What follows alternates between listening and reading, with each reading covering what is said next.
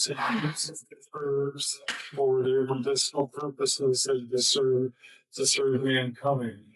We don't have to go very far at all in mainstream medicine to see herbs being used, actually. Codeine comes from a poppy plant, and codeine can help pain, it can help suppress coughs.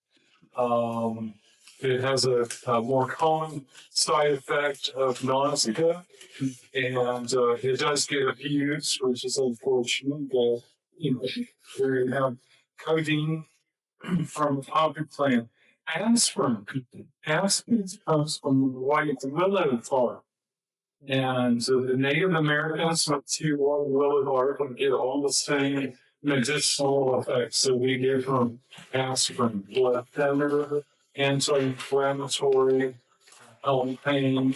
Aspirin today still is the drug of choice for rheumatoid or for juvenile rheumatoid arthritis because we don't want to be giving early teens and teenagers, harsher drugs. It lowers fever and everything. All right, digoxin. Digoxin comes from the foxglove plant, and digoxin is used today still as well for congested heart failure. Digoxin makes the heart beat more forcefully, can regulate the heart rhythm, and it comes straight from the foxglove plant.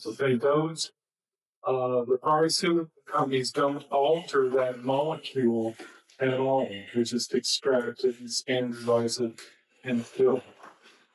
So the digoxin is herbal medicine.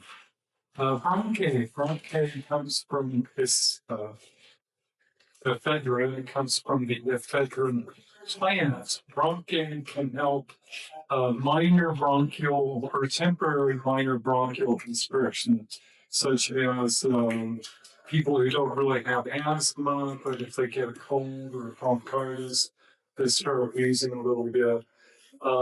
It can help that.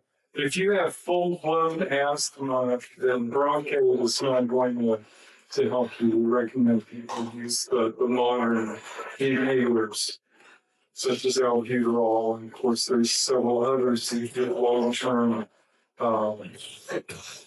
protection, if you will, from wheezing for asthmatics. Morphine again comes from the poppy plant, and without morphine, we would have never been able to develop modern surgery. Morphine is extremely useful for severe pain.